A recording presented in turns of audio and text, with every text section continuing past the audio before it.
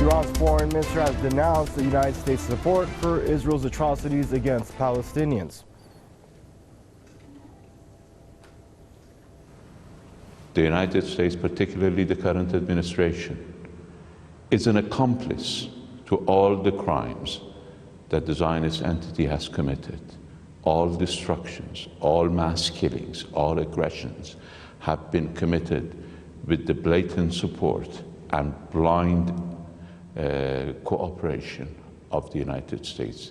We have seen once again in the so-called deal of the century that those who believed that the United States could be a broker for peace were badly mistaken. Mohammad Javad Zarif described the Israeli regime as the single most serious threat to human rights and global peace. He also pointed to the U.S. assassination of Iran's top commander, Lieutenant General Qasem Soleimani, and condemned Washington and Tel Aviv for resorting to terrorism to advance their agenda. Zarif was speaking at a webinar hosted by South Africa on the occasion of International Quds Day. A number of other dignitaries and prominent activists also participated in the event, including South Africa's Parliament Speaker Baleka Mbeki and grandson of the country's late anti-apartheid leader Nelson Mandela. And now joining us for this news review is Harry Vox, investigative journalist out of New York, and Max Igan, radio host and political commentator, joining us from Brisbane, Australia. Gentlemen, I'd like to welcome you both to the program. I guess we'll start there in Brisbane with you, Max. Nice to have you back on Press TV. Your initial thoughts on this? Look, it's disgraceful, the actions that the United States has taken in supporting Israel in its suppression of Palestine. I've been saying for many, many years that Palestine is the greatest moral dilemma that we face in the world today. And if we fail to heal the situation in Palestine, then the way of Palestine will be the way of the world. And when you look at the world today, and you look at the reactions that the governments have taken in response to this COVID pandemic, and I would suggest, a lot of people would say they've overreacted. I would say, no, they haven't overreacted. What they've done is they've planned this from the beginning in order to lock the rest of the world down. What we're seeing in Western countries now is Palestine is coming to their own countries, checkpoints, all of this stuff that we're seeing. The way of Palestine will be the way of the world if people fail to address this moral dilemma, which could be healed very easily. And we will continually scream at Israel, but we will fail to recognize that it is our politicians in our own countries that are supporting this atrocity. And everything you just said about the United States, all of the atrocities that have happened there has happened with the full support of the United States. In fact, it couldn't happen without the United States support, but not only the United States, my country as well, many other countries are supporting this atrocity. And it is the greatest moral dilemma we face. And it is such an honour to come here and to be asked to speak on our Quds Day as well. It's just something that we need to pay attention to. It's been an incredibly frustrating issue for so many people, but again, I think it's because the focus has been misdirected. We've been failing to look at those who are supporting this abomination and this affront against humanity, which is the situation in Palestine. So, yeah, it's a very, very serious situation, brother, and it's great that we have our Quds Day to be able to try to get this message out to the world, at least on this one section a year anyway. Thank you, Max. And Harry, I'd like to swing over to you and welcome you to the program. Now, Harry, we know that the West, particularly the U.S., Australia, the UK, I mean, they were all staunch supporters with abandon of apartheid South Africa.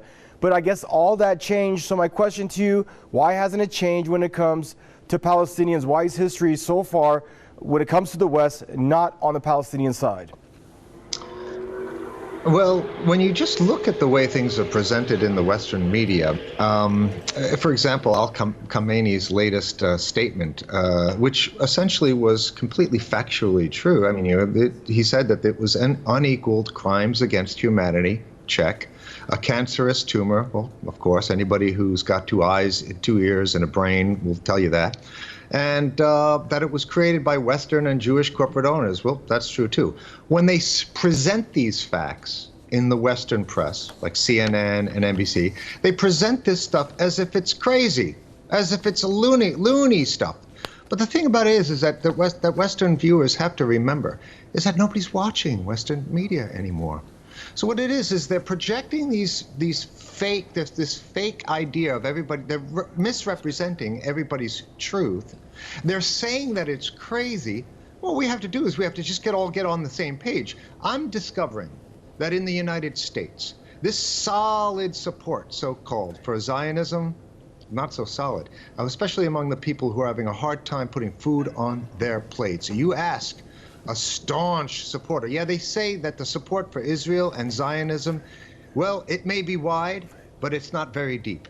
And I'll tell you, we have to start pricking the bubble of it, and you'll see it pop very quickly. So I think the days are numbered, and I think their grip on the minds of people is a fictional construction, and I think it's actually pretty easy to break. So I could talk a little bit about more, but I don't want to hog up too much time unless you want me to continue. We actually do. I'm going to come back right back to you in a sec. Max, I'm going to put the second question to you. Now, the Palestinian resistance movement, Hamas, said that they don't care anymore for a one-state solution or a two-state solution at this point. They just want all Zionists to pack up and go back to wherever they came from and just leave us Palestinians be. My question to you now, what has driven so many Palestinians to a point where they no longer have faith in living side by side with Zionists?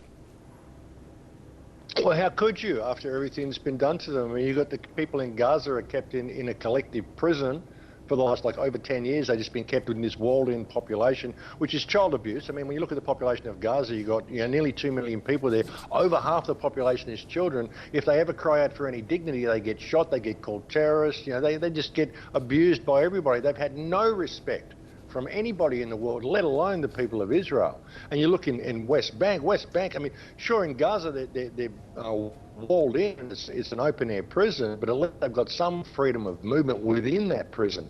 West Bank, they've got checkpoints everywhere. You can't do anything. It's horrendous. I mean, the amount of abuse that they've had their water stolen from them, they had their food stolen from them, they've never been recognised. Everything that Israel says about Israel, when it says that Palestinians will not recognise Israel's right to exist, no, it's Israel will not recognise Palestine's right to exist. Everything they've done has been to oppress the Palestinian people. Every so-called peace process they've gone through has always been on Israeli terms. Half the time the Palestinians aren't even invited to the conference to have any say in what their future will be. How could you be a Palestinian and have gone through anything that they've gone through in the last 10 years and have any faith in anything Israel is going to say to you? I mean, it's an exercise in stupidity even thinking of doing that. I mean, how many times can you be repressed? How many times can you be lied to? How many times can you have the boot come down on you and have promises withdrawn from you to just keep going back to the table? I mean, it's ridiculous. I mean, all these people want to do is live their lives in dignity, live like any other country, live in a peaceful country. And I've been there, and I went there, and I saw the people. I stayed there for 10 days. This bed of terrorists, hot bed of terrorists. I ran around Gaza Strip with a video camera for 10 days. I snuck in there, didn't even tell anybody I was coming. And when Hamas found out that I was in there, they asked me to please come in and see them the next day to explain my presence in their country. If I'd done that in Israel, they would have arrested me and thrown me in jail. Done it in any country. And then when I left Gaza Strip, Hamas actually provided me a ride to get me back to Cairo safely. Not bad for a terrorist organisation when I'd snuck into their country illegally. So you go in and look at the people on the ground and firsthand in there. It's a bunch of children mainly screaming out to be recognised. How could they possibly trust Israel in anything that they do, or the West in anything they've said, when nothing has ever come through for these people? They're just used as cannon fodder, used for weapons testing, and just forgotten about by the rest of the world. And like I said, it is the greatest moral dilemma that we face. And we could heal this today if the people of the world would simply wake up to themselves and address our own politicians that are supporting this. Thank you, Max. And Harry, go ahead, buddy. Your final thoughts with you. Well, to second what Max just said, you have to remember that very few people in the West, very few people in Washington, and politicians, the senators and congressmen, they wouldn't care about this state unless there was money and privilege that was conferred upon them. for doing so. So they used to call the word used to be called bribery, right? But that's actually not the appropriate word, because the term bribery implies that the person you're bribing wouldn't ordinarily do it unless they received the bribe. That's not what's going on. This is a willing system of payoffs, a willing system of bribery where the U.S. politicians give $38 billion to Israel. Israel takes a small portion of that to feed back to the U.S. congressmen and senators, which are basically parasites. Parasites. That's what you have to. That's how you have to look at an American politician who receives money from Israel. They're a parasite, basically. So it's a circle. You see how this works? A circle of money, where the money, they give them $38 billion, they funnel a little bit of back to bribe, but it's not bribe, just pay off, right? Pay off the parasite in Washington. And then the parasite in Washington just keeps on giving more to Israel. Isn't that a lovely system, right? So what we have to do is we have to break this system of bribery or payoffs, if you will, and you'll find that the support for Israel will fall very quickly, because nobody cares about a xenophobic, violent country who's shooting little children, killing them by the thousands. Nobody cares. They only care because they're getting paid off. And as far as the media goes, it's an insult and a slap in your face. I mean, we had people like John Mersheimer, who wrote an article about the grip that the Jewish lobby has around the necks of Washington, right? Then you had the main neocon, Richard Pearl, come up there on the news and say, oh, there's these people that are saying that Israel has influence in Washington. Have you ever heard of such a crazy thing? I mean, come on. As long as they keep on putting out absolute rubbish like that, no one's going to believe that in a half of a second. Of course, Israel has influence. They own it. They control it. They own every single congressman, every single senator, every single entity in Washington and in the mainstream media. They're all these Zionist organizations, and I don't even like to use the word Zionist or Israeli, because they're not Israeli, and they don't care about Zion. They're about Jewish supremacism, Jewish privilege. So that's actually the correct term to use. Zionism is like the word imperialism. It implies that you care about the entity. These people don't care about Zion. Jeffrey Epstein wasn't Israeli. He wasn't a Zionist.